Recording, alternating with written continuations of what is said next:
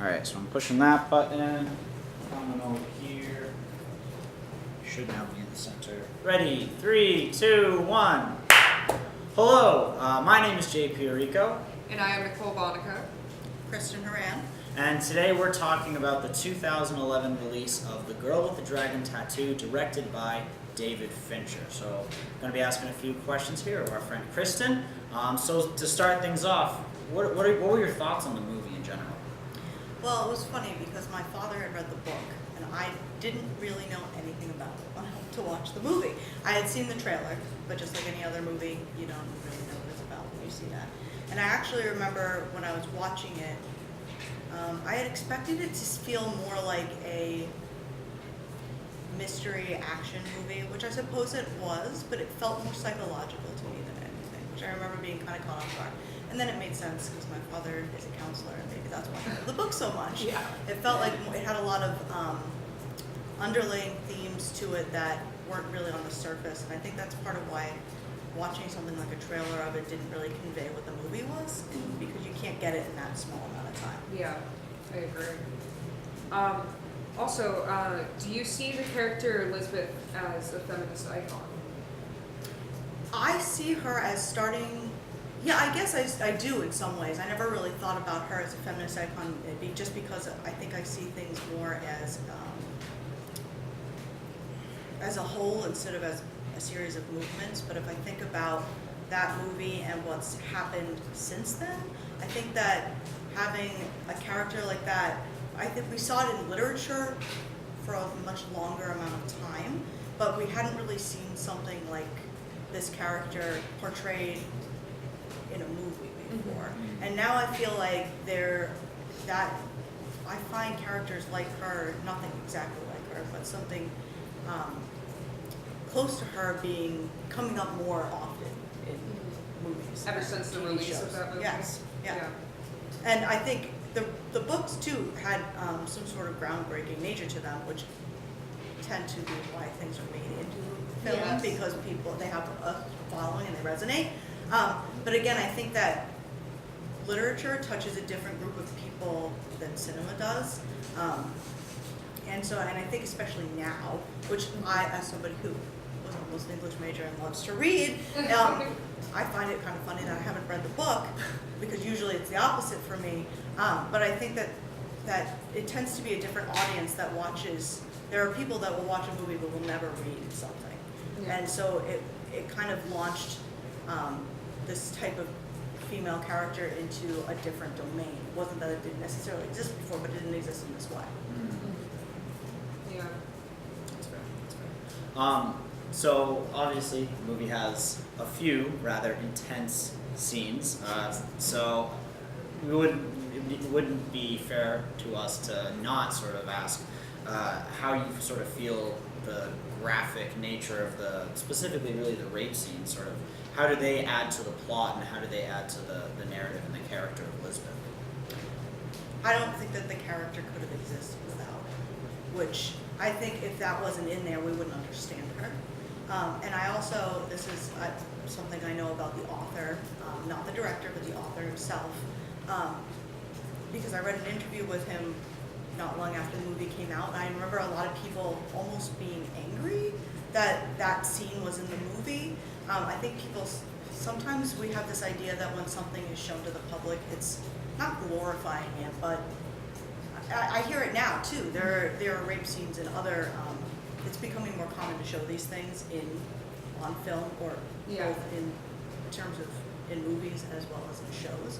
And there's a group of people that almost feel like that shouldn't be something that is put out there. But one thing I find interesting when I was reading this interview with the author, he was talking about that when he was a teenager, he actually witnessed a gang rape on the street. Oh, wow. And I think, I mean, that's like a horrifying thing to see Yes. in real life. And a lot of the times, unless you're the victim, right, or the perpetrator, I suppose, you're not really aware of these things. You hear about them happening, but it's abstract. And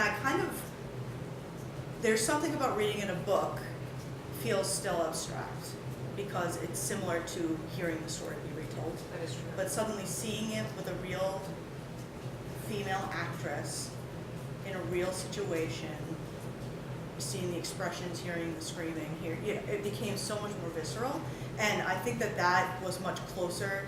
It's the closest he could get, really, probably, to portraying the horror that he felt, and he was trying to write about it, and he did. I know that from a lot of people, it's still upsetting to read about in a book. But there's a different thing about hearing about something and watching something, and so I think the connection of him seeing it happen, we feel we can identify more with that horror when we watch it, which is why so many people can't watch it. That's true. Yeah. Because it's terrifying, and it's not. We think about sex scenes in a lot of movies and videos are more indulgent.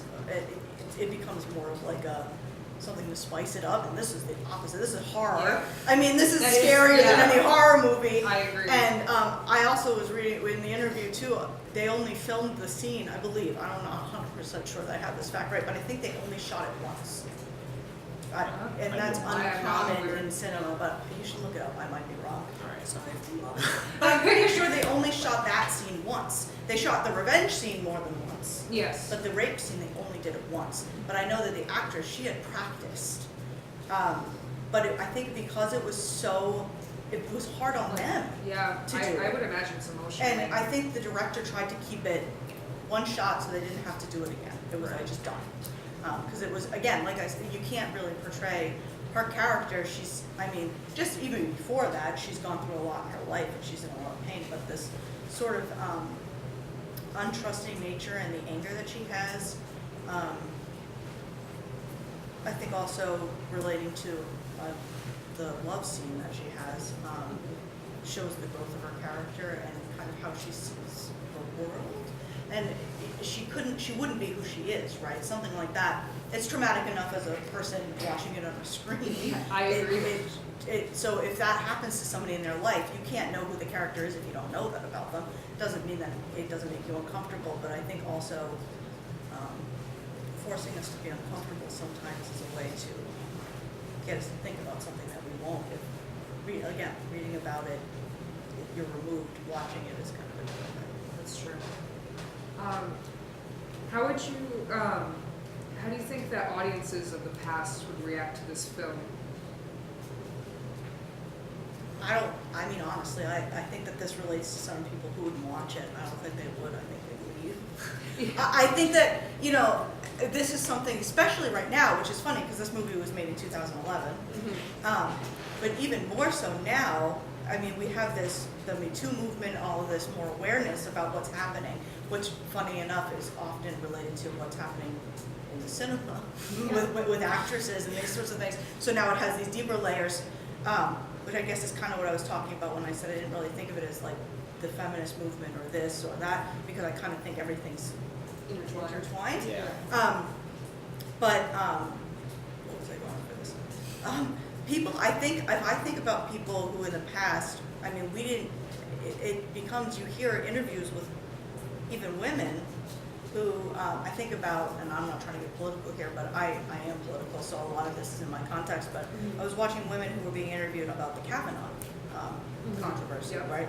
And there were some women that were saying the old, like, well, boys will be boys, or that was a long time ago, he was a teenager. Yeah. And I think that kind of relates to that idea of would they watch it. I think that there tended to be in the past this idea of blinders. And, Yes.